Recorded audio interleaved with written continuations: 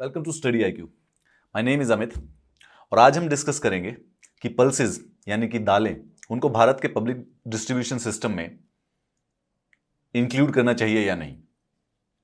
चलिए बात करते हैं न्यूट्रिशनल सिक्योरिटी से रिलेटेड, फूड सिक्योरिटी से रिलेटेड, PDS क्या होता है, इन सारी चीज़ों के बारे में and why this is important कि भारत की फूड सिक्योरिटी और न्यूट्रिशनल सिक्योरिटी के लिए ज़रूरी है कि दालें भी पब्लिक डिस्ट्रीब्यूशन सिस्टम में इंक्लूडेड हो। Let's begin the class. आज का जो टॉपिक होगा, सबसे पहले हम जानेंगे पल्सेस के बारे में, कुछ नाम भी पता करेंगे क्योंकि हमें कई बार कंफ्यूजन रहता है इंग्लिश और हिंदी में। चिकन पी, ग्राम, कौन कौन सी दालों के, पिजन पी, ये हिंदी में क्या क्या बोली जाती हैं। माइक्रोन्यूट्रिएंट्स, माइक्रोन्यूट्रिएंट्स क्या होते हैं और उनकी क्या क्या ज़रूरत है और किस वजह से भारत पिछड़ रहा है न्यूट्रिशनल सिक्योरिटी में, और क्या पल्सेस को PDS यानी भारत का जो पब्लिक डिस्ट्रीब्यूशन सिस्टम है जिसमें अभी गेहूं, चावल, चीनी और केरोसिन तेल देने के लिए यूज होता है, उसमें पल्सेस को इंक्लूड करना चाहिए या नहीं करना चाहिए। इसके साथ साथ हम ये भी देखेंगे कि प्रधानमंत्री गरीब कल्याण अन्न योजना, इसके तहत इस साल PDS में दालों को इंक्लूड किया गया था। प्रधानमंत्री गरीब कल्याण अन्न योजना के तहत इस साल PDS में 3 महीने के लिए जो दालें थी वो भी PDS के थ्रू दी गई थी। क्या उसको पूरा का पूरा कंप्लीट परमानेंट इंक्लूजन भी कर देना चाहिए? और इसका पूरा पढ़ने का सही तरीका है प्रधानमंत्री गरीब कल्याण अन्न योजना।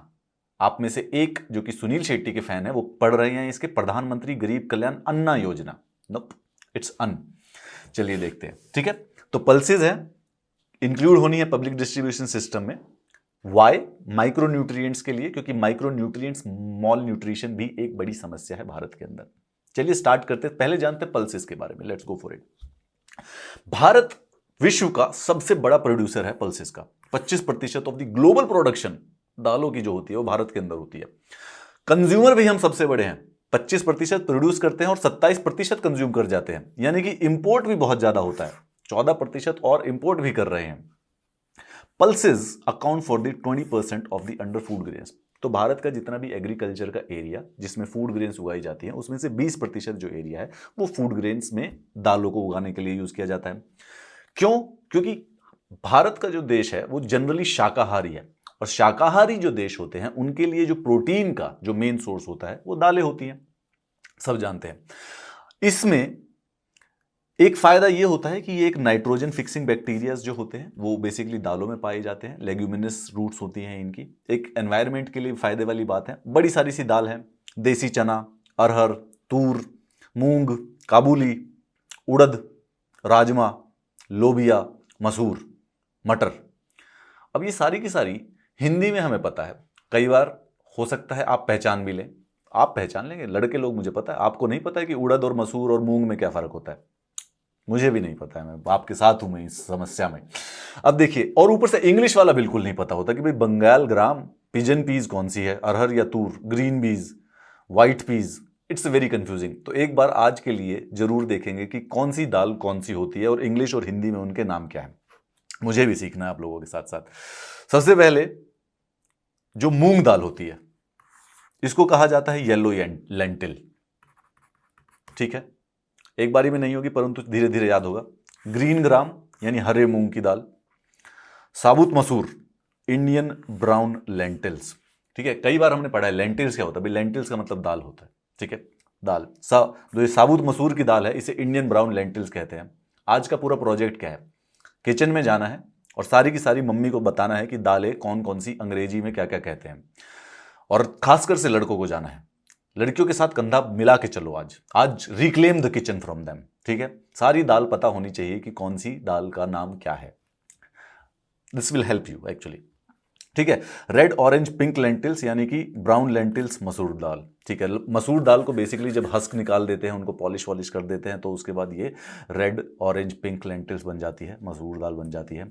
अच्छा, उड़द, ये कुछ लोगों को पसंद नहीं है खाने में, उड़द दाल यानी कि black gram lentils. Black gram lentils को फिर दोबारा से जब डीहस्क इनके ऊपर का छिलका उतार दिया जाता है तो वो उड़द दाल, सफ़ेद वाली उड़द दाल बन जाती है। तो एक तो साबुत वाली हो गई, एक उड़द दाल हो गई। चना, गार्बांजो बीन्स, चना, ये पता है भाई, इससे छोले बनते हैं, ये काफी बेहतरीन होता है, so no doubts about it, ये आप पहचान भी लेंगे, आप जानते भी हैं, ठीक है। दूसरा काला चना, ब्राउन चिक पीज, ठीक है, चिक पीज यानी कि काला चना, ये भी पहचान लोगे, इसमें भी कोई खास समस्या नहीं होगी। दालों में ज्यादा समस्या आएगी, चना फिर भी हम पहचान लेंगे, ठीक है। राजमा, किडनी बीन्स, दिखते भी किडनी की तरह है, तो इस this least confusing of this, rajma और किडनी बीन्स, कोई समस्या की बात नहीं है। और लोबिया, ब्लैक आइड पीज, ठीक है। येलो स्प्लिट पीज और पिजन पीज, ये होती है तूर दाल, ये तो सबसे कॉमन है, हमने खाए भी होंगे, आपने रेगुलरली ही बनती है। मैं ये नहीं कहता कि एक बारी में याद हो जाएगा, मैं स्वयं इस समस्या का शिकार हूं कि इंग्लिश दाल और हिंदी दाल के क्या मीनिंग होते हैं वो एग्जैक्टली नहीं पता चलते हैं। तो आज किचन में जाओ and reclaim the kitchen, specifically to the boys, क्योंकि लड़कियों को तो मुझे लगता है कि ये मालूम होगा। ये जो दालें हैं ये फूड के अंदर माइक्रो न्यूट्रिएंट्स प्रोवाइड करती हैं। माइक्रो न्यूट्रिएंट्स क्या होते हैं एक बार वो भी देख लेते हैं ताकि हमें पूरा मुद्दा समझ में आ जाए। माइक्रो न्यूट्रिएंट्स वो विटामिन्स और वो मिनरल्स होते हैं जो कि बॉडी में स्मॉल अमाउंट्स में जरूरत पड़ती है। Vitamin C, calcium, vitamin B6, iron, D, A, B12, ये काफी कम मात्रा में लोगों को जरूरत पड़ती है, पर बहुत ही एसेंशियल होते हैं, वेरी नेसेसरी। एक भी मिस हो जाएगा तो किसी प्रकार की बीमारी हो जाती है, इवन दो चाहिए थोड़ी कम मात्रा में। बॉडी की हेल्थ और क्रिटिकल होती है, बहुत ही ज्यादा क्रिटिकल है, इनकी किसी भी डेफिशिएंसी को सीवियर और लाइफ थ्रेटनिंग कंडीशंस को जन्म दे देती है। ये कई एंजाइम प्रोड्यूस करते हैं, हार्मोन्स प्रोड्यूस करते हैं, शरीर की नॉर्मल ग्रोथ के लिए जरूरी होते हैं। आयरन की डेफिशिएंसी, विटामिन की डेफिशिएंसी और आयोडीन की जो डेफिशिएंसी होती है वो विश्व में काफी जगहों पर कॉमन है, पर्टिकुलरली भारत में बहुत ही ज्यादा। तो जो लैक्टेटिंग वुमेन होती हैं, प्रेग्नेंट वुमेन होती हैं और जो इन्फेंट होती हैं, आयरन, विटामिन ए और आयोडीन, ये जो तीन चीजें हैं, इनकी कॉमन डेफिशिएंसी भारत में कई जगहों पर पाई जाती है, ठीक है। लो और मिडिल इनकम कंट्रीज, भारत एक मिडिल इनकम कंट्री में आता है, इसमें तो बहुत ही ज्यादा डिस्प्रपोर्शनेट बर्डन होता है माइक्रो न्यूट्रिएंट्स का। रीजन क्या है कि यूजुअली जो लो इनकम कंट्रीज है वहां पे उनका, या मिडिल इनकम कंट्रीज है, उनका पहला उद्देश्य होता है कार्बोहाइड्रेट्स पे, कि भाई चावल या गेहूं पहले मिल जाए, हेल्दी खाना तो बाद में खाए जाएंगे। तो फूड, वेजिटेबल्स और जो ग्राम्स, पल्सेस, लेंटिल्स जो होते हैं, इनके ऊपर फोकस सेकेंडरी होता है, क्योंकि first focus is to just fill the stomach through use of carbohydrates, जो कि चावल और गेहूं से बनता है। इसीलिए भारत में चावल और गेहूं की फूड सिक्योरिटी है, बहुत उगा रहे हैं, काफी स्टॉक है, और एग्रीकल्चर काफी इस पर पिछले 30 से 40 सालों में फूड सिक्योरिटी लाने में बहुत मेन महत्वपूर्ण काम रहा है चावल और गेहूं का, बहुत अच्छी प्रोडक्शन है। पर पल्सेस का प्रोडक्शन तो बहुत ज्यादा है, कंजम्पशन बहुत ज्यादा है, परंतु उसके बावजूद भी large number of the population इन्हीं माइक्रोन्यूट्रिएंट्स डिफिशियंसी से भटकती रहती है। अब इस माइक्रोन्यूट्रिएंट डेफिशिएंसी के कॉन्सेप्ट पे देखिए कि ग्लोबल हंगर इंडेक्स, एक इंडेक्स बनाया जाता है पूरे के पूरे विश्व के सारे देशों का, जिसमें डिसाइड किया जा सकता है कि कहां पर हंगर की प्रॉब्लम ज्यादा है। भारत 102 रैंक पे है 2019 में। आप जो फिगर देख रहे हैं वो 2016 की है। 2016 में हमारी जो रैंक थी, मतलब it's not even a rank, इसको रैंक तो नहीं कहना चाहिए, 97 थी। 2019 में वो घटकर 102 पे चली गई, 117 कंट्रीज में से। ऐसा भी नहीं है कि 190 कंट्रीज में से 102 पे हैं, सिर्फ 117 कंट्रीज इस इंडेक्स पे लगाई गई थी, उसमें 102। 2020 का भी हंगर इंडेक्स आ चुका है, hunger index, global hunger index आ चुका है, उसमें भारत की जो रैंक है वो 94 है, तो कुछ इंप्रूवमेंट्स आई है।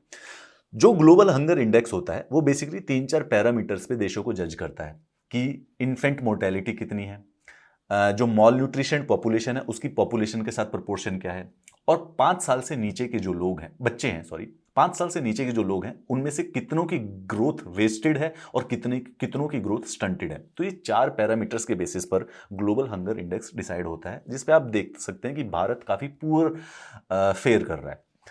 भारत में 6 से 23 महीने के जो बच्चे होते हैं उसमें से सिर्फ 1/10 भी कंप्लीटली हेल्दी एक्सेप्टेबल डाइट से फीड होते हैं। मतलब this is a very poor situation as you can easily understand from the data. Millets और पल्सेस, यानी जो ये कोर्स ग्रेन होते हैं, बाजरा, चावल और गेहूं के अलावा जो मिलेट्स होते हैं, बाजरा हो गया, जवार हो गया, रागी हो गया, ये कोर्स ग्रेन्स और पल्सेस, इनके अंदर पोटेंशियल है इन माइक्रो न्यूट्रिएंट्स डेफिशिएंसीज को कवर करने का, पूरा करने का न्यूट्रिशनल सिक्योरिटी के लिए। इसीलिए कई सारे से मॉल न्यूट्रिशन सिक्योरिटी के लिए कई सारे से प्लान भी लॉन्च किए गए हैं भारत के द्वारा। माइक्रो न्यूट्रिएंट से रिलेटेड एक और इंफॉर्मेशन डाल लीजिए जो कि आपको बहुत सारे कमिंग एग्जाम्स में या एमसीक्यूज में हेल्प करेगा, कि जो ये माइक्रो न्यूट्रिएंट्स होते हैं टोटल 4 प्रकार के होते हैं। पहले वाला होता है water soluble vitamin. Water soluble vitamin का मतलब जो पानी में घुल जाए। ये बताने का मतलब ये होता है कि पानी में घुलने वाला जो भी विटामिन होता है वो बॉडी पे रेगुलरली चाहिए होता है, क्योंकि जैसे जैसे आप खाएंगे वो निकल जाएगा बॉडी से, मतलब कोई भी एक्स्ट्रा बॉडी के अंदर नहीं रहता है, क्योंकि वो वाटर सॉल्युबल होता है। तो अगर आपने खाया और वो निकल गया तो आपको फिर रेगुलरली उसको रिप्लेनिश करते रहना पड़ेगा। जैसे कि बी विटामिन और विटामिन सी, ये रेगुलरली फूड में चाहिए होते हैं, क्योंकि body does not store them. तो वाटर सॉल्युबल विटामिन्स को बॉडी स्टोर नहीं करती है। इसके अलावा एक दूसरे होते हैं fat soluble vitamins. Fat soluble vitamins को बॉडी स्टोर कर लेती है, ठीक है। तो इनको जरूरत पड़ने पर अगर किसी दिन कमी पड़ गई तो बॉडी स्टोर्ड से रिप्लेनिश कर सकती है, जैसे कि विटामिन ए, डी, ई, के, ठीक है। तो ए, डी, ई, के और बीच में से जो बी और सी हैं वो वाटर वाले हैं। कुछ लोग कहेंगे कि सर ये क्या बीसी है, अलग से 2 वाटर सॉल्युबल क्यों हैं? समझने वाले समझ गए। और एडीई के फैट सॉल्युबल है, से हो जाएंगे। माइक्रो मिनरल्स, ये भी माइक्रो न्यूट्रिएंट्स का एक पार्ट है, जैसे कि कैल्शियम, फास्फोरस, मैग्नीशियम, सोडियम और पोटेशियम। बॉडी के फंक्शंस के लिए बहुत जरूरी है, सेल्स में, न्यूरॉन्स में बहुत सारे काम आते हैं, ये बहुत जरूरी है, फूड में पाए जाते हैं। और ट्रेस मिनरल्स जो कि माइक्रो मिनरल्स से भी कम की जरूरत होती है, लेकिन जरूरत जरूर पड़ती है, आयरन, मैंगनीज, कॉपर, जिंक और सेलेनियम की। These are the micro nutrients जिसकी भारत में काफी कमी है। पल्सेस आपने जान लिया, पल्सेस हम किस प्रकार से प्रोड्यूस कर रहे हैं, माइक्रो न्यूट्रिएंट्स के बारे में जान लिया। अब आ जाते हैं हम अपने पब्लिक डिस्ट्रीब्यूशन सिस्टम के बारे में। What is a public distribution system in India? Public distribution system India का फूड सिक्योरिटी नेटवर्क है। पब्लिक डिस्ट्रीब्यूशन सिस्टम का मतलब है कि भारत में अलग अलग गांवों में, सारे गांवों में, शहरों में, कस्बों में एक शॉप पाई जाती है, जैसे आप राशन शॉप या फेयर प्राइस शॉप, उसका ऑफिशियल नेम है फेयर प्राइस शॉप, या फिर आप उसको जानते होंगे राशन शॉप के नाम से। राशन शॉप, इन दुकानों के द्वारा बहुत ही सस्ते दामों पर अनाज उपलब्ध कराया जाता है गरीब जनता को, सबको मतलब किया जाता है। तो व्हीट, राइस, शुगर, केरोसिन, ये 3-4 चीजें हैं जो कि सब्सिडाइज रेट पर मिलते हैं फेयर प्राइस शॉप से। इनको राशन शॉप भी कहा जाता है। देश में 5 लाख से भी ज्यादा ये शॉप्स हैं। इस पूरे के पूरे सिस्टम को कहा जाता है public distribution system, PDS. Bharat का पीडीएस है, ठीक है। ये ministry of consumer affairs, food and procurement department के अंदर आता है, जिसमें फूड कॉर्पोरेशन ऑफ इंडिया जो ऑर्गेनाइजेशन है, इन अनाज को, चावल को, दाल को, शुगर को, केरोसिन को किसानों से प्रोक्योर करती है और उसके बाद डिस्ट्रीब्यूट करती है जरूरत पड़ने पर। यहां पर जो फेयर प्राइस शॉप होते हैं, चावल 3 रुपए किलो मिलता है, व्हीट 2 रुपए किलो मिलता है, और जो कोर्स ग्रेन यानी जवार, बाजरा, रागी जो होते हैं वो 1 रुपए किलो मिलते हैं। चीनी का भी काफी प्राइस कम होता है, केरोसिन का प्राइस होता है, और ये तभी मिलता है जब आपके पास एक राशन कार्ड हो, ठीक है, राशन कार्ड हो। Food corporation of India, Bharat के food corporation of India procurement, storage और ट्रांसपोर्टेशन, इन्हीं राइस, व्हीट, कोर्स ग्रेन्स के लिए प्रोक्योर भी करती है, उनको फिर कहीं पर स्टोर भी करती है, और फिर जब अलग अलग राज्यों में जहां जहां जरूरत होती है वहां पर ट्रांसपोर्ट भी करती है। यह है पीडीएस, पब्लिक डिस्ट्रीब्यूशन सिस्टम। इसमें अभी सिर्फ व्हीट, राइस, शुगर और केरोसिन है। कुछ और भी हैं, कुछ स्टेट्स और भी देती हैं, कुछ स्टेट्स पल्सेस भी देती हैं, बट इस समय आर्ग्यूमेंट या इस समय हम डिस्कस कर रहे हैं कि पल्सेस को भी इसके अंदर इंक्लूड करना चाहिए, एटलीस्ट कुछ को तो कर देना चाहिए जरूर, ताकि भारत की न्यूट्रिशनल सिक्योरिटी बढ़ सके। चलिए बात करते हैं, ये पूरा प्रोसेस है, but we have already seen it. Farmer से प्रोक्योरमेंट होती है एमएसपी पर, मिनिमम सपोर्ट प्राइस पर, जो कि सेंटर करता है एफसीआई के द्वारा। उसके बाद अलग अलग स्टेट गवर्नमेंट को एलोकेट किया जाता है।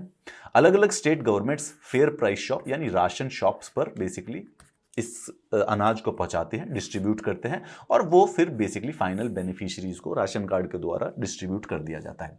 सेंट्रल और स्टेट गवर्नमेंट दोनों कोऑर्डिनेशन में काम करती है। ये पूरा का पूरा काम प्रोक्योरमेंट का, स्टोरेज का और ट्रांसपोर्टेशन का, ये काम हो गया सेंटर का, और उसके बाद स्टेट गवर्नमेंट का काम होता है डिस्ट्रीब्यूशन का और आइडेंटिफिकेशन का, ठीक है। डिस्ट्रीब्यूट करेगी स्टेट गवर्नमेंट और आइडेंटिफाई करेगी। प्रोक्योर यानी किसान से अनाज लेना, सेंटर का काम है, उसको स्टोर करना सेंटर का काम है, और उसको अलग अलग स्टेट पर अलोकेट और ट्रांसपोर्ट करना सेंटर का काम है। स्टेट के पास जब पहुंच गया तो इसको डिस्ट्रीब्यूट करना अलग अलग राशन शॉप्स पे, और बेनिफिशियरीज को आइडेंटिफाई करना कि किसको सब्सिडाइज अनाज की जरूरत है, ये काम हो गया स्टेट का। ये हमारा पब्लिक डिस्ट्रीब्यूशन सिस्टम है, one of the greatest and the biggest food security network in the world. Greatest और बिगेस्ट है, परंतु इसमें भी कई सारी इनएफिशिएंसीज और करप्शन डेफिनेटली एग्जिस्ट करती हैं। We will be coming to that. ठीक है, चलिए अब आ जाते हैं पल्सेस के बारे में, जो आज का मुद्दा है। 2014-15 में मॉनसून खराब थे, उसकी वजह से क्या हुआ कि उस समय पल्सेस की जो प्रोडक्शन थी वो भारत में गिर गई थी। बल्कि अक्टूबर में तूर और अरहर एक ही दाल होती है, तूर और अरहर जो दाल थी, पूछना मम्मी से, घर पे एक बार पूछो जरा स्पेसिफिकली, अगेन लड़के लोगों के लिए आज डेफिनेटली एक बार जाओ तो सही किचन में, पता करके आओ कि तूर दाल और अरहर दाल कौन सी होती है। मम्मी से पूछना, उस समय हो सकता है 4-5 साल पहले बताएंगे बहुत महंगी होगी, 200 रुपए किलो बिक रही थी। ठीक है, इंडीड चना, मूंग, उड़द, ये सारी की सारी दालें जो थी वो महंगी हो गई थी। गवर्नमेंट ने धीरे धीरे मिनिमम सपोर्ट प्राइस पल्सेस का इंक्रीज किया है and stepped up imports to control prices. Import जब प्राइस बढ़ेंगे तो प्राइस बढ़ने का तरीका, प्राइस को कम करने का तरीका क्या होगा? मॉनसून कम हुए, दालें भारत में कम पैदा हुई, जब कम पैदा होंगी तो प्राइस बढ़ गए दालों के, तो उसको कम कैसे किया जाएगा?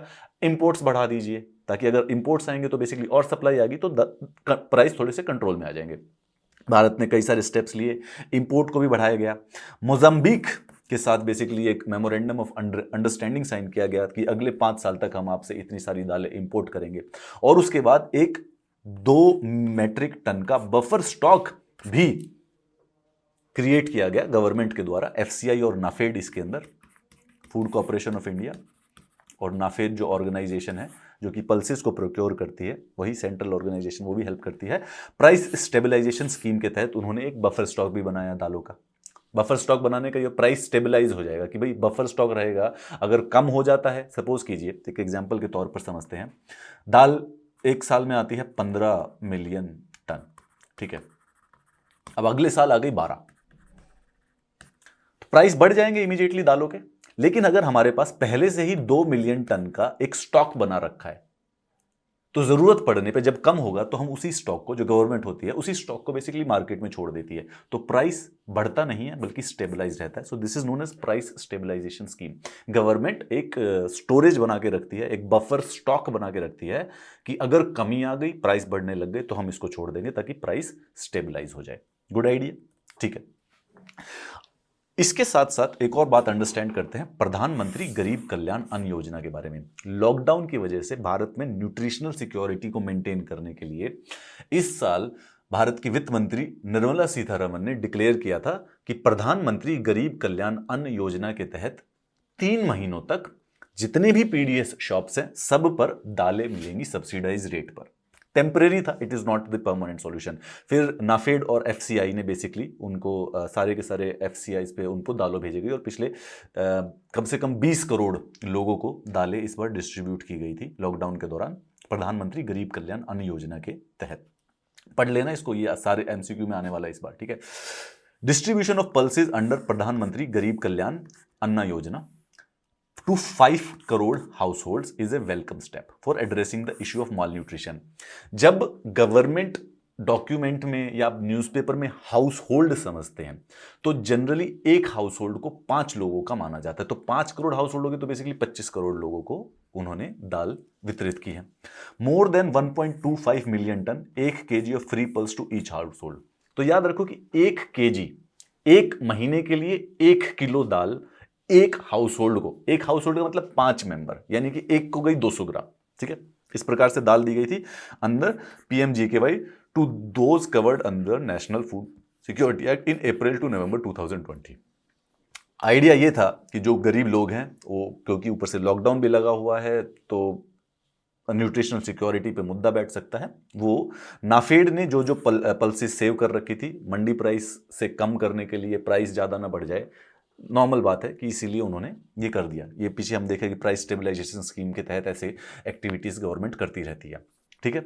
इसके तहत 1 million tonne of pulses were allocated to states under this pilot scheme, ठीक है। इकोनॉमिक सर्वे 2019 वाला, पिछले साल वाला, कहता है कि food it is not just an and in itself but is an essential ingredient in the growth of human capital. सिर्फ भुखमरी मिटाना जरूरी नहीं है, बल्कि फूड इज सो नेसेसरी कि ह्यूमन कैपिटल बन ही नहीं सकती है इसके बिना, एक बेसिक है। Therefore important for national wealth creation, India should give special attention to nutrition. Food security हमारी अचीव्ड है, याद रखना। दो थोड़ी सी फ्रेजाइल है, गड़बड़ कभी भी हो सकती है। फूड सिक्योरिटी अचीव्ड है, कैसे? व्हीट और राइस की वजह से, ठीक है, व्हीट और राइस की वजह से। उस पर एमएसपी भी अच्छा मिलता है, प्रोक्योरमेंट भी होती है, राशन शॉप्स पे भी मिलता है। परंतु न्यूट्रिशनल सिक्योरिटी के बारे में बात करें तो वो कैसे की जाए? अब जो अगला स्टेप है वो है न्यूट्रिशनल सिक्योरिटी का, जिसके लिए पल्सेस को पीडीएस में रखा जा सकता है, तो वो हेल्प करेगा फूड सिक्योरिटी के लिए। पल्सेस रिसेंटली पिछले 5 सालों में 2015 के बैड मॉनसून के बाद इंप्रूव हुई हैं, बढ़ गई हैं। इस चीज को हमें लेवरेज करके हमें स्टार्ट कर देना चाहिए पल्सेस को पीडीएस के थ्रू सप्लाई करना, ताकि मासिस की न्यूट्रिशनल सिक्योरिटी भी बेहतर हो सके। Currently pulses from NAFED's buffer stock are being supplied to meet requirements of school midday meal, ICDS nutritional support and food stock earmarked for the army and the central forces। तो इस समय जो government के पास pulses होती हैं, उनका जो stock है वो मिड डे मील के लिए, आईसीडीएस के लिए, आईसीडीएस मतलब जो आंगनवाड़ी जहां पर होती हैं, फूड स्टॉक पैरामिलिट्री फोर्सेस के लिए यूज होता है। अब जरूरत यह भी है कि इसको पीडीएस में भी इंक्लूड करना चाहिए। Government must consider proposal to include pulses under the public distribution system, ताकि और लार्जर मार्केट प्राइस को भी डिक्लेयर ना किया जाए। This is the thing. अगर आपसे पूछा जाएगा तो ये पूछा जाएगा कि what is the case for making pulses part of the public distribution system. याद रखिए कि एमएसपी जो होता है, मिनिमम सपोर्ट प्राइस, ये दालों का भी होता है, ठीक है। भारत सरकार जो है टोटल 22 क्रॉप्स हैं जिनके लिए एमएसपी देती है। आप जनरली जानते हैं कि व्हीट का एमएसपी होता है, राइस का एमएसपी होता है, ठीक है। ये इशू इस समय जो हमारे फार्मर प्रोटेस्ट चल रहे हैं देश में, उनसे एसोसिएटेड नहीं है, it is unrelated to that. तो व्हीट का भी होता है, राइस का भी होता है। तो इनका अगर आप अप्रोक्सीमेटली चेक करेंगे तो इनका एमएसपी है 2000 के करीब, किसी का 1900, 1885 ऐसा कुछ कुछ होगा, अप्रोक्सी समझे 2000 के करीब अप्रोक्स। कहने का क्या मतलब होता है एमएसपी का? 1 क्विंटल का। इसका मतलब यह होता है कि कोई भी किसान, जैसे पंजाब में कोई किसान है, अगर उन्होंने गेहूं उगाया तो गवर्नमेंट इस बात की गारंटी लेती है कि अगर आप मार्केट पे इसे बेचना चाहें तो बेच दीजिए। अगर मार्केट पे 3000 का बिकता है तो कोई समस्या नहीं, आप बेचिए। लेकिन किसी भी हालत में अगर जरूरत पड़ती है तो मैं आपसे 2000 रुपए में 1 क्विंटल गेहूं खरीद लूंगा, यानी 100 किलो गेहूं मैं आपसे इस मिनिमम सपोर्ट प्राइस पर जरूर ले लूंगा। पंजाब में, हरियाणा में एमएसपी का जो सिस्टम है, राजस्थान में, तीनों जगह पर काफी स्ट्रांग है। तो जो पंजाब हरियाणा के जो किसान हैं वो अपने जो अनाज उगाते हैं उसको गवर्नमेंट को बेच देते हैं मंडीज के थ्रू एमएसपी पे। एमएसपी आता है 22 क्रॉप्स का। दालों का भी एमएसपी आता है हर साल। दालों का एमएसपी होता है जनरली 5000 से 6000 के बीच में। अगर आप चेक करेंगे एमएसपी कितना है तो 5000 से 6000 पर क्विंटल। भाई दालें अगर नोटिस करोगे ना, अभी भी मम्मी से पूछोगे तो दालें गेहूं और चावल से 3 गुना महंगी होती हैं इन जनरल। एमएसपी में भी उसी प्रकार से देखा जाता है, परंतु जो इनकी जो प्रोक्योरमेंट है वो बहुत ज्यादा नहीं है। MSP is not a legal guarantee. In general government कोशिश करती है बड़ी सारी सी। कुछ स्टेट्स हैं, पंजाब हरियाणा, वहां पर बहुत अच्छी तरह से ये सिस्टम एस्टेब्लिश्ड है। कुछ स्टेट्स हैं जैसे बिहार, वहां पर नहीं है। तो बिहार माना एमएसपी डिक्लेयर्ड है 2000, मगर बिहार के जो किसान होते हैं, क्योंकि वहां पे मंडी सिस्टम नहीं अच्छी तरह से डेवलप्ड है, गवर्नमेंट के सिस्टम डेवलप नहीं है, तो उनको वो गेहूं कई बार 1000 रुपए 1200 रुपए में भी बेचने पड़ जाते हैं मार्केट में, क्योंकि कोई तरीका नहीं होता है उनको प्रोक्योर करने का। तो ये जो एमएसपी है दालों के लिए भी होता है। और अब इस समय दालों की प्रोडक्शन जब बढ़ गई है, so there is a huge possibility कि उसको पीडीएस में लाने से भारत की न्यूट्रिशनल सिक्योरिटी को भी सपोर्ट मिल सकता है। If you need the PDFs of my classes and the videos and this series internal security या जो डिजास्टर मैनेजमेंट आने वाली है, so please join me on my Telegram channel. You can also connect with me on my social media. आपके कोई doubts हो तो I will be happy to answer them. Have a very nice day students. I will see you in the next video.